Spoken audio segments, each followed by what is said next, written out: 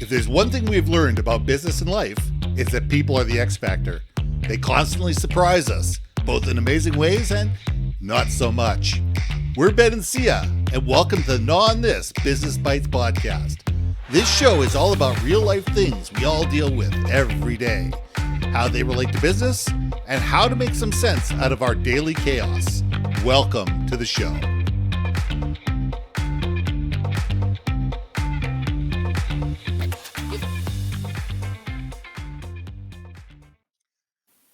And welcome back to another episode of Gnaw on This Business Bites. I'm Ben, this is Syya, and this week we're going to talk about resumes and interviews. It's something that we've all gone through. We've all been there. We've had to build a resume. We've had to go to an interview. And the trick is to sit there and say, are we throwing the same resume at everybody? Are we actually spending the time to sit there and say, what is the job about? How do we add value? How can I personally put my particular stamp, my vision, my ideals, what I'm really good at, and how can I help this company be better and build a resume and a cover letter and an interview that reflects that? Because in today's world, I'm not an HR professional. I've played one on TV, but they get hundreds of resumes. Hundreds of people apply for certain positions, and most of them get thrown in the garbage. Most of those people that apply, their resumes end up in that circular file, never get called, never get given a second thought, because they don't differentiate themselves. They're not unique. They're not aligned with what the particular needs of that particular job are. And they look generic, and they smell generic, and they sound generic. And we can't just be like everybody else, because if we're like everybody else, who cares? Who cares about you? People want to know when they're hiring, can this person solve the problems that I have right now? Can this person grow with us? Can this person fit in with our company culture? Can this person solve things that we don't even understand, but we know that we have problems with, or be able to identify problems that we didn't even know existed?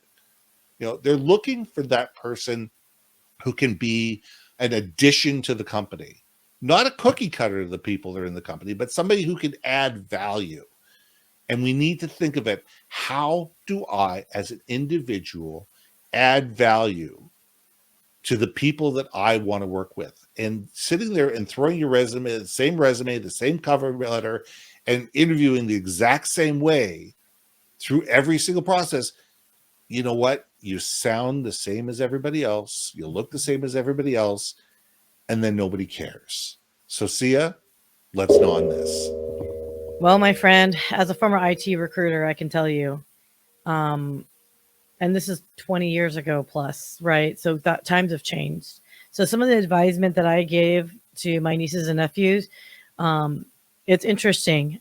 My oldest niece actually gave me almost like opposite feedback to their cousins, and it was such an eye opener to me, because what I thought was unique and cool was 20 fracking years ago, right? So they've been doing it for 20 fracking years, right? So that is the craziest part to me is, okay, how do you humanize yourself in a process that's inherently inhuman, right? The way that recruiters and HR find candidates in general is usually through an application that sorts and pre-sorts you through some various algorithm that they put in, buzzword keywords. So you're robotically already removed. Was that word? Oh my gosh, you're already booted out in the decisioning tree. And then it gets towards the end where they're like, okay, well, these are the vetted out, quote, acceptable resumes. Now look at them, right? So how do you make yourself different? One thing, and I hate to say it, is the number one thing for resumes to make yourself stand out is know someone at the company. There is a lot of truth in that. Because you could literally be the perfect candidate have all the metrics in place, and the machine, whatever, the algorithm, the app will be like, yes, yes, yes, yes, yes. And then when you get to that final end part, you know what? There's going to be one section that says, if the candidate fits all of these, that means they're overqualified. Next, boom, and you're gone. And you're like, what the F, dude? Right? So, number one, if you're going to apply for a job, okay, I fully understand everyone out there. Sometimes you just got to do a blind and spam out your resume. Absolutely understand. That is absolutely something that has to be done. But if you have the ability to network with people that you know that can help you and make introductions to people that are decision makers in that organization, that to me would be your first route. Okay. True. And in that context, you can make a resume customized to that role because you know a human will actually look at it. So in that context, I say have some fun with your resume because it's going to a human. It's not going to go to a machine. So screw those buzzwords and all that. Go to what is valuable to them. Why is that position open? If you're a person that, introduce you to that role, odds are high they probably know something about the personality of the hiring manager, of the job, why it's filled, why it's not filled. Is it a backfill? Is it a new position? What's going on? Right? That those types of information you can absolutely cater your resume to in a much more satisfactory way that whoever's reading it is going to be like, this is a good decision, right? Yeah. Number two on that though is I don't know. What are your thoughts on this? Okay, because I've seen this where people are putting pictures of themselves, Ugh, or they're don't putting do it.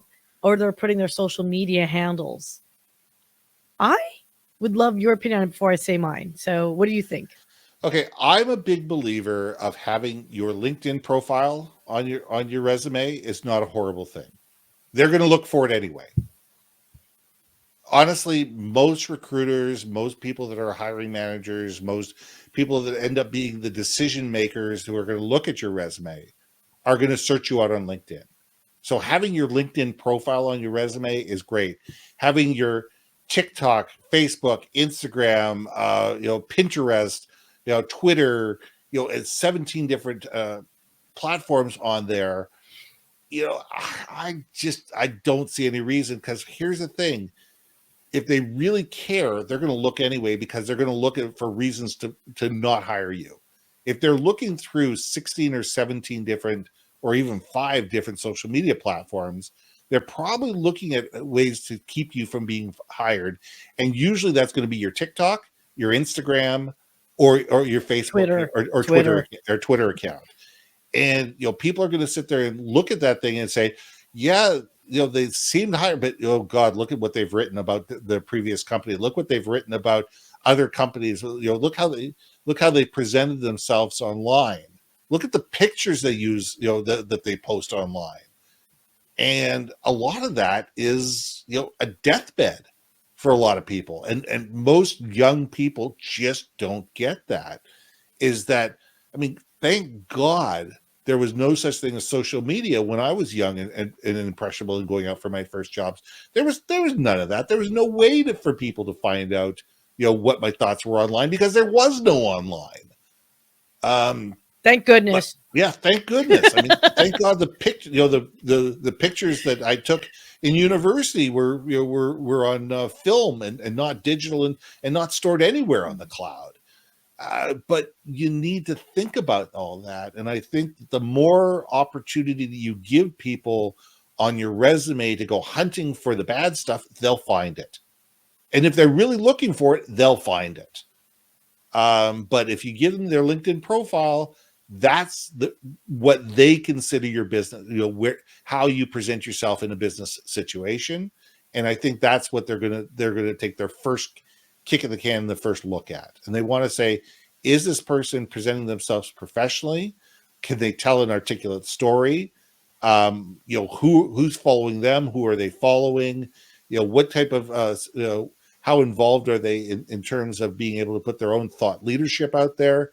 And I think that that's something that that a lot of companies are looking for. I like that. I really do. That's I hate to say it, is I feel in some ways a little out of step because all my jobs that I've gotten have been from referrals and Hmm. networking. So maybe it is the emphasis should be, guys, is if you haven't cultivated a network, maybe that's a future Gnaw on this topic, Ben, is cultivating your own network. Because man alive, I just have less and less faith in those machines. Well, I just do. here's two stories to go with this. I mentor up at the universities all the time. Four Hmm. times a year, I go up there and teach interviewing skills, networking skills, and presentation skills. And I have a room of 200 second and third year business students. And I say, look to your left, look to your right, look in front of you, and look behind you.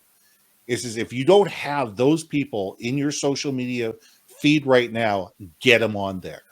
It says you should have all 200 people within your cadre, within your class, within your social media, because those are going to be the people that you can reach out to and say, hey, listen, I know you're at Google. Do you know anybody that's hiring there? I know that you're at this company, or I know you know somebody at Google. Listen, we went to third year at university together.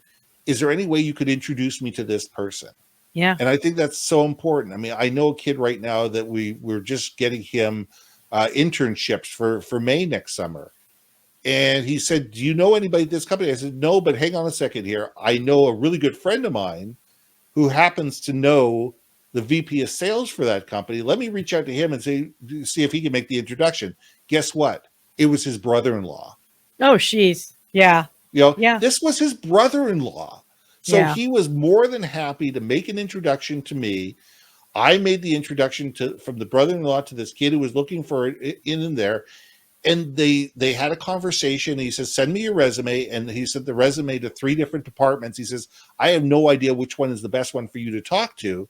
But here, let me send you to HR. Let me send you to mechanical. Let me send you to mechatronics. And so that's how these type of things, and that's how people get hired. Everybody looks at Indeed. Everybody looks at all these different job boards out there. It's almost impossible for you to differentiate yourself on there. You're as powerful as your network. And if you don't know somebody who works for a company, see who you know that they know and see if those people can make an introduction. Yes. That's how this game is played. You know what we didn't talk about, and I know we're getting up on time a little bit, is the actual interviewing itself. Yeah, The interview.